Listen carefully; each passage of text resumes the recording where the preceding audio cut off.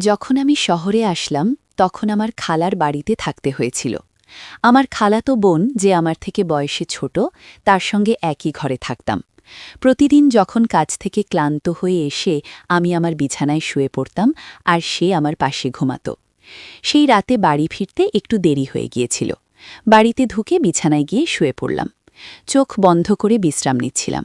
কিছুক্ষণ পর সে এসে আমার পাশে বসল, নিঃশব্দে মাথায় হাত বুলিয়ে দিল। তারও ধীরে আমার পায়ের কাছে বসে শান্তভাবে পা ম্যাসেজ করতে লাগল। সে আমাকে বলল, যতক্ষণ না তুমি পুরোপুরি আরাম পাচ্ছ আমি তোমার পাশে আছি। এই বলে সে আমার পা ম্যাসেজ করতে থাকল। তারপর সেদিন সকালে পূজা আর আমি দুজনেই বাড়িতে ছিলাম। পূজা হেসে আমার দিকে এগিয়ে এসে বলল, ভাইয়া, যদি কিছু প্রয়োজন হয় তবে নির্দ্বিধায় জানাতে পারো। সে আমার সামনে এসে দাঁড়ালো এবং আন্তরিকভাবে হাত বাড়িয়ে দিল। তার এই আচরণে আমি কিছুটা অবাক হলাম, যেন তার মধ্যে নতুন হ্যাংখরণের আত্মবিশ্বাস ফুটে উঠেছে। এরপর সে আমার হাত ধরে আলতো করে তার কাঁধের কাছে নিয়ে গিয়ে বলল, যা ইচ্ছে করতে পারো, তবে আমাকেও কিছু সাহায্য করতে হবে। এই কথা বলে আমার খালাতো বোন দেখতে অনেক সুন্দর ছিল। তার চলাফেরা, আচার আচরণ আমাকে মুগ্ধ করত। তার গায়ের রং ছিল ফর্সা। শহরে থাকার কারণে সে সবসময় ছোট পোশাক পরে থাকত। এই পোশাকে তাকে অসাধারণ লাগত, কিন্তু সে আমার সাথে এমন কিছু করবে সেটা আমি ভাবতে পারিনি। বন্ধুরা, আজকের গল্পটা অনেক বেশি স্পেশাল হতে চলছে। আশা করছি তোমাদের ভালো লাগবে, তাই কেউ মিস করো না। গল্পটি ভালো লাগলে দয়া করে ভিডিওটি লাইক, শেয়ার এবং চ্যানেলটি সাবস্ক্রাইব করো। নাম আমার কুনাল। যে ঘরে আমি থাকছিলাম, প্রথমে ভেবেছিলাম সেই মেয়েটি বয়সে বেশ ছোট হবে, কিন্তু পরে বুঝলাম তেমন নয়। আমি কাজের প্রয়োজনে শহরে এসেছিলাম এবং খালুর বাড়িতে থাকছিলাম, কারণ মা চাইছিল না যে আমি অন্য কোনো জায়গায় থাকি। মা বলেছিলেন, শহরে তো তোমার খালুর বাড়ি আছে, সেখানে থাকাই ভালো। শহরে এসে একটি ভালো বেতনের চাকরি পেয়েছিলাম। যখন খালুর বাড়িতে পৌঁছালাম, দেখি বাড়িটি বেশ ছোট। আমাদের গ্রামে বড় বাড়িতে থাকতাম, আর এখন শহরে এই ছোট্ট বাড়িতেই থাকতে হবে। এই বাড়িতে একটি ছোট রান্নাঘর, একটি বেডরুম এবং একটি ছোট হলরুম ছিল। বাড়িতে খালু, খালা আর তাদের মেয়ে থাকত। খালু গ্রামের সবার কাছে বলতেন যে শহরে তার বড় বাড়ি আছে। তাদের মেয়ে পূজা এখন 18 বছর বয়সে পড়েছে। পূজাকে নিয়ে আমার কিছুই জানা ছিল না। যখন সে আমার জন্য এক গ্লাস পানি নিয়ে এলো, আমি অবাক হয়ে দেখলাম। শেষবার যখন দেখেছিলাম তখন সে মাত্র 9 বছরের ছিল। এখন সে অনেক বড় হয়ে আরও সুন্দর হয়ে উঠেছে। আমি পানি খেলাম। এরপর খালা আমার জন্য কিছু নাস্তা নিয়ে এলেন। আমার খালু আমাকে দেখে বেশ খুশি হয়েছিলেন, কারণ মা আগেই তাকে বলে রেখেছিলেন যে আমি কিছুদিন শহরে তাদের বাড়িতে থাকব। যদিও আমার একটি ভালো বেতনের কাজ ছিল, মা বরাবরই বলতেন যে অন্য ছেলেদের সাথে থাকলে আমি হয়তো খারাপ হয়ে যাব। তাই মায়ের ইচ্ছাতেই খালুর বাড়িতে থাকার সিদ্ধান্ত নিয়েছিলাম। যখন আমার খালাতো বোন পূজা আর আমি প্রথম দেখা করলাম, সে আমাকে দেখে কিছুটা চুপ ছিল। খালু খালার বাড়িতে একটা ছোট ঘর ছিল পূজার জন্য, আর খালু খালা নিজেরা হলহরেই ঘুমাতেন। আমি খালুকে বলেছিলাম, মাঝে মাঝে আমার কাজ করতে করতে দেরি হয়ে যায়, তাই একটু আলাদা ঘরের দরকার। খালু বললেন, আমি যেন পূজার ঘরেই থাকি। পূজা কিছুদিনের জন্য হলে চলে গিয়েছিল, আর আমি তার ঘরে থাকছিলাম। কিন্তু কয়েকদিন পর পূজা বলল যে হলে তার ঘুম ঠিকমতো হচ্ছে না, তাই আবার ঘরে ফিরে আসলো। এরপর থেকে সে আমার পাশে ঘুমাতে লাগল। পূজা দেখতে সুন্দর, আর তার বয়সও বাড়ছে। সেই রাতগুলোতে কখনো কখনো ঘুমের মধ্যে ভুল করে আমার হাত তার দিকে চলে যেত, কিন্তু আমি দ্রুত নিজের হাত সরিয়ে নিতাম। এরপর এক রাতে অনুভব করলাম সে যেন আমার পাশে আরও কাছে এসে শুয়ে আছে। ভেবেছিলাম হয়তো নিচুকি, কাকতালীয়, তবে এরপরের রাতগুলোতেও এমন অনুভূতি হচ্ছিল। খালুর বাড়িতে থাকতে থাকতে 20 দিন পার হয়ে গেছে, আর এই সময় পূজা আমার অনেক কাছের মানুষ হয়ে উঠেছে। আমরা মাঝে মাঝে অনেক রাত পর্যন্ত জেগে গল্প করতাম। আমরা বিভিন্ন বিষয় নিয়ে গল্প করতাম। আমার বিষয় জানার তার ভীষণ আগ্রহ ছিল, যা আমাকে বারবার ভাবিয়ে তুলছিল। সে সবসময় আমার কাছাকাছি থাকতে চাইত। মাঝে মাঝে খালা আমাদের গল্প করতে দেখতেন, কিন্তু তেমন কিছু বলতেন না, কারণ খালা আমাকে ভীষণ বিশ্বাস করতেন। এক রাতে আমি দেখি পূজা তার ফোনে কিছু দেখছে। কৌতূহলবশত আমি তার ফোনে উকি দিতে গিয়েছিলাম, কিন্তু সে সঙ্গে সঙ্গে ফোন বন্ধ করে দিল। তখন আমি তাকে মজা করে ফোনটি দিতে বললাম, কিন্তু সে ফোন না দেওয়ার জন্য অনুরোধ করল। আমি কিছু না বলে একদিকে ফিরে শুয়ে পড়লাম, কিন্তু কিছুক্ষণ পরে তাকে দেখি ঘুমিয়ে আছে। পূজার ফোনটি তার মাথার পাশে রাখা ছিল, তাই আমি আস্তে করে ফোনটি হাতে নেওয়ার চেষ্টা করলাম। সেই সময় পূজা পাশ ফিরল, আর আমার হাত তার উপর হালকা করে পড়ে গেল। আমি দেখি তার মুখে একটা মৃদু হাসি, যা দেখে বুঝতে পারলাম সে আসলে ঘুমায়নি। তাড়াতাড়ি ফোনটি হাতে নিয়ে খুলতে গিয়েছিলাম, কিন্তু ফোনটি লক ছিল। পূজা তখন হাসছিল। বুঝলাম হয়তো সে আগে থেকেই সব জানত। কিছুক্ষণ পর আমি চুপচাপ ঘুমিয়ে পড়লাম। এরপর কিছুদিন কেটে গেল, আর আমার মাসের বেতনও এসে গেল। খালুর বাড়িকে নিজের বাড়ির মতোই মনে করে পূজার জন্য একটি নতুন পোশাক, খালুর জন্য ফরমাল পোশাক আর খালার জন্য একটি সুন্দর শাড়ি কিনে বাড়ি ফিরলাম। আমি পূজার জন্য কিছু জিনিস কিনে নিয়ে আসলাম, যা দেখে খালা খুব খুশি হলেন। পূজা এখন আমার সঙ্গে আগের চেয়ে অনেক খোলামেলা কথা বলতে শুরু করেছিল। এমনি এক রাতে আমি পানি খেতে উঠে দেখি পূজা আমার পাশে নেই। ঘরের দরজাটাও খোলা ছিল। বাইরে গিয়ে দেখি রাত তখন 2 বাজে। পূজা হলের পর্দা সরিয়ে কিছু দেখার চেষ্টা করছে। কৌতূহলবশত আমি তার পেছনে দাঁড়িয়ে দেখার চেষ্টা করলাম যে সে এত রাতে কি দেখছে। পূজার পাশেই দাঁড়ালাম আর সামনের দৃশ্য দেখে তাকে আলতো করে পাশ ফিরিয়ে নিয়ে গিয়ে হাত ধরে ঘরে নিয়ে এলাম। আমি বললাম, পূজা, এটা ঠিক নয়। রাতে মা বাবার ব্যক্তিগত সময়ে উকি মারা মোটেই সঠিক নয়। পূজাকে এভাবে দেখায় আমার একটু বিরক্ত লাগল, আর সে দ্রুত ক্ষমা চেয়ে বলল, ভাইয়া, দয়া করে এই বিষয়টি নিয়ে কাউকে বলো না।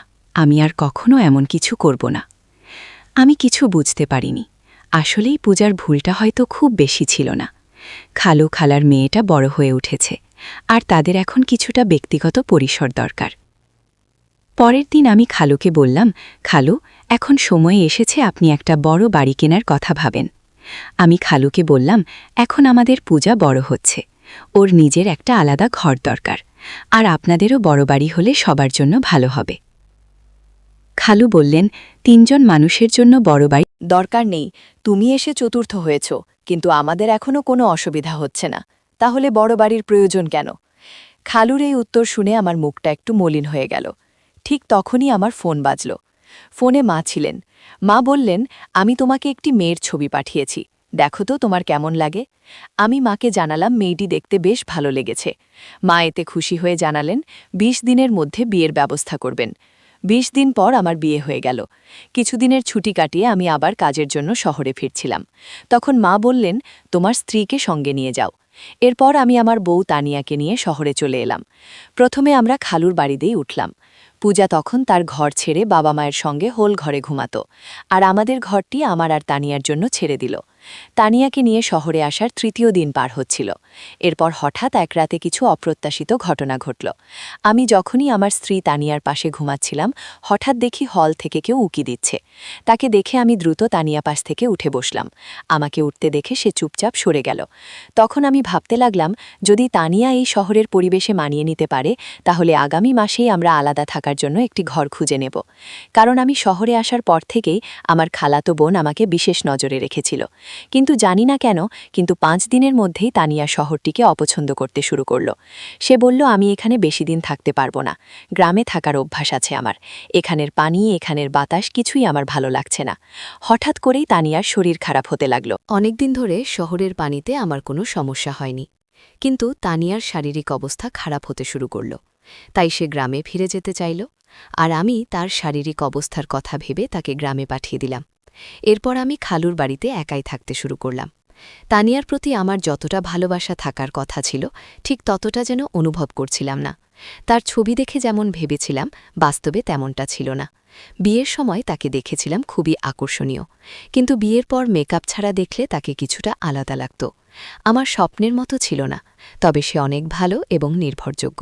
তাই ওর সঙ্গে জীবন কাটানোর সিদ্ধান্ত নিলাম। তানিয়া গ্রামে চলে যাওয়ায় আমার জন্য পরিস্থিতি একটু স্বাভাবিক হয়ে গেল। আমি শহরে কাজ করছিলাম আর একা থাকার জন্য আলাদা খরচ করার প্রয়োজন মনে করিনি। মায়ের ইচ্ছেতেই খালুর বাড়িতে থেকে যেতেই মনে হলো ভালো। তানিয়া যাবার পর 3 দিনের ছুটি নিয়ে বিশ্রাম নিলাম, কারণ কাজের চাপে বেশ ক্লান্ত হয়ে পড়েছিলাম। ছুটির দিন সকালে খালু তার কাজে বেরিয়ে গেলেন, আর খালাও প্রতিদিনের মতো তার অফিসে চলে গেলেন। সেদিন সকালে পূজা আর আমি দুজনেই বাড়িতে ছিলাম। নাস্তা করার পর আমি আমার ল্যাপটপ নিতে শোবার ঘরে যাচ্ছিলাম।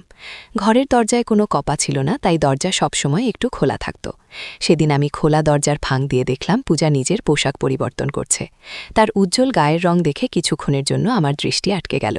তখন ভাবলাম, কোথায় আমার শ্যামলা তানিয়া বউ আর কোথায় এই পূজা? দুজনের মধ্যে যেন একেবারেই মিল নেই। এতদিন পূজা আমার আশেপাশেই ছিল, কিন্তু কখনো তাকে এভাবে দেখিনি। তার উজ্জ্বল গায়ের রং দেখে এক মুহূর্তের জন্য মনে হল ভাগ্য যেন আমার সঙ্গে একটু খেলা করছে। তারপর তার কালো লম্বা চুলের দিকে তাকালাম, যা আমার মনে এক অদ্ভুত সাড়া জাগিয়ে তুলল। কিছুক্ষণ পর আমি যখন ঘর থেকে বের হলাম, তখনও তাকে দেখছিলাম, আর মনে হচ্ছিল সে সত্যিই অসাধারণ সুন্দর। খালা সাধারণ মধ্যবিত্ত হলেও পূজার সৌন্দর্য যেন তাকে আরও আকর্ষণীয় করে তুলেছিল। সেদিন রাতে পূজা আমার ঘরে এসে বলল, ভাবি তো গ্রামে চলে গেছেন, এখন আমি আমার ঘরে শান্তিতে শুতে পারব। সে আর হোল ঘরে শুতে চায়নি, তাই আমি তাকে আগের মতো আমার ঘরে শোয়ার অনুমতি দিলাম। সেই রাতে ঘরে অন্ধকার ছিল, আর কিছুক্ষণ পর আমি শুনলাম কারো পায়ের শব্দ। ঘরের আলো জ্বালিয়ে দেখি পূজা তার আলমারির পোশাকের কাছে দাঁড়িয়ে আছে। আমি তার কাছে গেলাম, কোনো কথা না বলে আমার শার্ট খুলে রেখে দিলাম। তারপর আলো নিভিয়ে শুয়ে পড়লাম। মনে হলো পূজাও হয়তো পোশাক বদলানোর জন্য দাঁড়িয়েছিল, তাই আলো নিভিয়ে দিয়েছিলাম। কিছুক্ষণ পর আবার একবার আলো জ্বালালাম। তখন দেখলাম পূজা ছোট পোশাকে দাঁড়িয়ে আছে। তাকে এভাবে দেখে আমি একটু লজ্জা পেলাম। তারপর আবার আলো বন্ধ করে ঘুমিয়ে পড়লাম।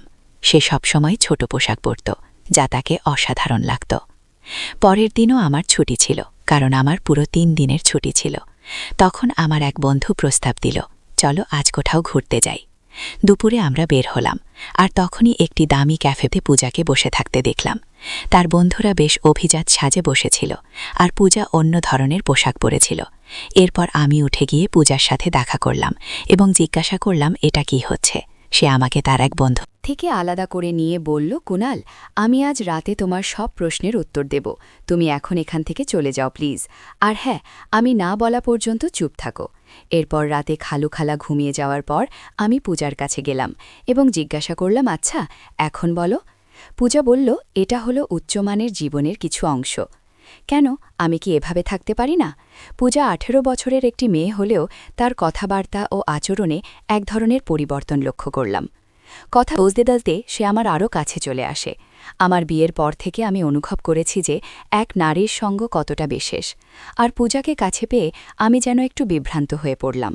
তবে নিজেকে সামলে নিয়ে আমি তাকে কিছুটা দূরে সরিয়ে দিলাম। সেদিন রাতে আমি তাকে দূরে রেখেই শুয়ে পড়লাম এবং সকালে ওঠার আগেই ঘর থেকে বেরিয়ে গেলাম। আমি বসার ঘরে বসে সকালে নাস্তা করছিলাম। তখন দেখলাম পূজা একটু অস্বাভাবিকভাবে হাঁটছে। বুঝতে পারছিলাম না কেন সে এমনভাবে হাঁটছে। মনে হলো হয়তো তার পায়ে কিছু হয়েছে। যখন খালা পূজাকে এভাবে হাঁটতে দেখলেন, তিনি জিজ্ঞাসা করলেন, পূজা, তুমি এমনভাবে হাঁটছ কেন? পায়ে কিছু হয়েছে নাকি? পূজা সরাসরি আমার দিকে তাকিয়ে বলল, কুনালি ভালো জানে আমার পায়ের কি সমস্যা হয়েছে। তার এভাবে ইঙ্গিত করায় আমি কিছুটা বিভ্রান্ত বোধ করলাম, কারণ আমি নিজেই জানতাম না কেন সে আমাকে এভাবে বলল। এরপর আমি খালাকে বুঝিয়ে বললাম যে রাতে শুতে গিয়ে পূজার পা হয়তো বিছানার কোণে লেগে গিয়েছিল। পূজা সকাল থেকে আমাকে খুব অদ্ভুত দৃষ্টিতে দেখছিল। আমি ভাবলাম খালা কাজের জন্য বেরোলেই তাকে জিজ্ঞাসা করব কেন সে এমন মিথ্যা বলেছিল।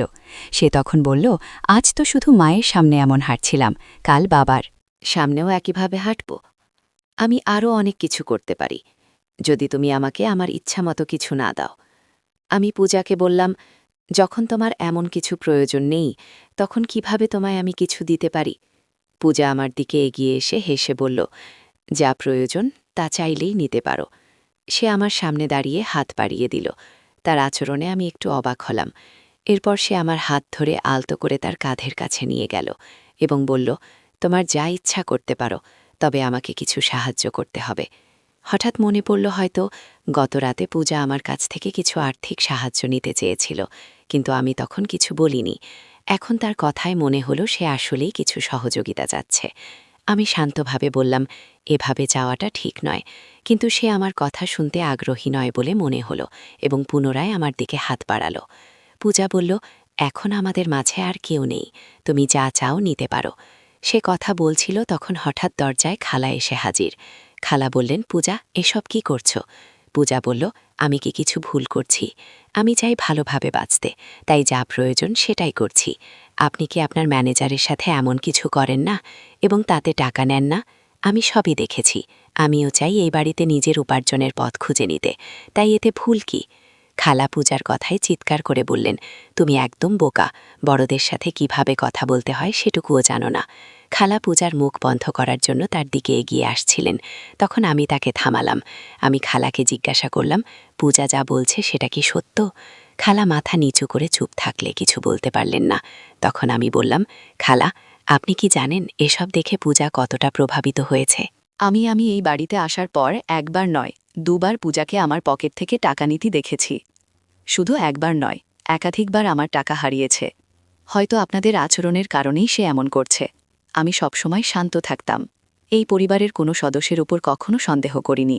তবে এখন মনে হচ্ছে পূজার এই সমস্যার স্থায়ী সমাধান করা জরুরি, কারণ তার অবস্থা দিন দিন খারাপের দিকে যাচ্ছে। পূজাকে টাকা নিতে দেখার পর থেকেই আমি তার দিকে নজর রাখছিলাম। সে এখন আমার সামনে আর টাকার জন্য চেষ্টা করতে পারছে না। তবে জানতাম না সে এমন কোনো পথ বেছে নেবে। এবার সত্যিটা বলুন, খালু যখন বাইরে থাকেন তখন আপনারা দুজন কি করেন? আমার প্রশ্নে খালা কেঁদে ফেললেন এবং বললেন, দয়া করে শান্ত থাকো, আর তোমার খালুকে এসব কিছু বলো না। আমি একবার কোম্পানির এক সহকর্মীকে কাজে সাহায্য করতে গিয়েছিলাম। তারপর থেকে তার নজর আমার দিকে পড়ে এবং আমাদের মধ্যে সম্পর্ক তৈরি হয়।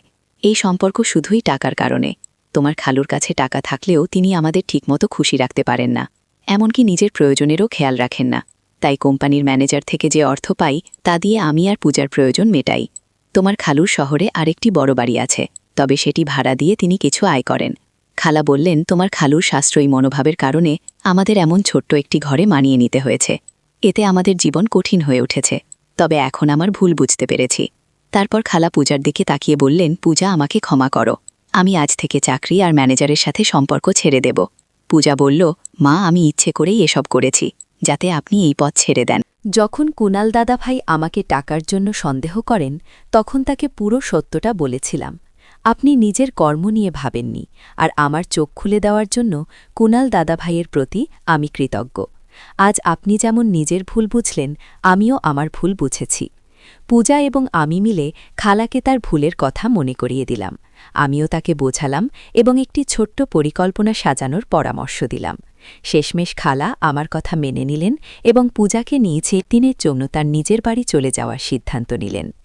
এরই মধ্যে খালু হঠাৎ একটি সিদ্ধান্ত নিলেন, ছোট বাড়িটি ছেড়ে শহরের বড় বাড়িতে স্থানান্তর করার। খালুর এই সিদ্ধান্ত শুনে খালা এবং পূজা দুজনেই খুশি হল এবং আমাকে ধন্যবাদ দিল। সেই দিন থেকেই খালু তার সাশ্রয়ের অভ্যাস অনেকটাই কমিয়ে আনলেন। আমিও জীবনের পথে মায়ের কাছ থেকে শিখেছি যে অর্থ বাঁচানো গুরুত্বপূর্ণ, তবে পরিবারের মানুষদের খুশি রাখাও সমান জরুরি। যদি কেউ সবসময় তার স্ত্রী ও সন্তানদের সবকিছুতেই মানা করে, তবে তারা ভুল পথে যেতে পারে। একজন মানুষ তার পরিবার এবং নিজের জন্যই উপার্জন করে। সঞ্চয় করা ভালো, তবে নিজের পরিবারকে কষ্ট দিয়ে নিজের জীবনকে সীমাবদ্ধ রেখে সঞ্চয় করা ঠিক নয়। অতিরিক্ত সাশ্রয়ী মনোভাবের কারণে কখনো কখনো আমাদের পরিবারের কেউ দুর্ভাগ্যের মুখোমুখি হতে পারে। তাই টাকা জমাতে হবে, তবে এতটাই যেন আমরা আমাদের জীবন উপভোগ করতে না ভুলে যাই। পরিবারকে ভালো রাখার জন্য টাকা জমানো প্রয়োজন, তবে পরিবারের সদস্যদের প্রতি যত্ন ও খুশির বিশ্বাসটি ত্যাগ করা ঠিক নয়। যদি পরিবারের সঙ্গে যুক্ত কেউ অতিরিক্ত সাশ্রয়ী হয়, তবে এর নেতিবাচক প্রভাব হতে পারে। অর্থ জমানোর সাথে সাথে সদস্যদের চাহিদা এবং মানসিক অবস্থার প্রতিও যত্ন নেওয়া জরুরি। পারিবারিক সমস্যাগুলি সময়মতো আলোচনা করে সমাধান করা প্রয়োজন। যদি খালা এবং পূজার মধ্যে কথোপকথন না হতো, তাহলে সমস্যাগুলি আরও জটিল হয়ে উঠত।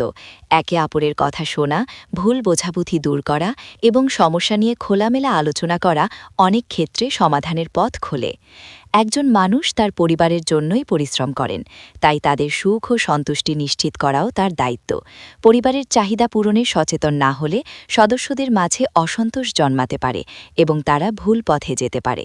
গল্পের শেষে খালা ও খালু তাদের ভুল বুঝতে পেরে পরিবর্তনের সিদ্ধান্ত নেন। আমাদের জীবনেও অনেক সময় ভুল হতে পারে, তবে সেগুলো থেকে শিক্ষা নিয়ে সম্পর্কগুলো আরও মজবুত করে তুলতে হবে। গল্পটি আমাদের শেখায় সমস্যাগ্রস্ত কাউকে সহানুভূতির সাথে বোঝা বোঝানো এবং সঠিক পথে নিয়ে আসা একজন ভালো মানুষের বৈশিষ্ট্য। বন্ধুরা, যদি এই গল্পটি ভালো লেগে থাকে তাহলে দয়া করে ভিডিওটি লাইক করুন এবং আমাদের চ্যানেলটি সাবস্ক্রাইব করুন।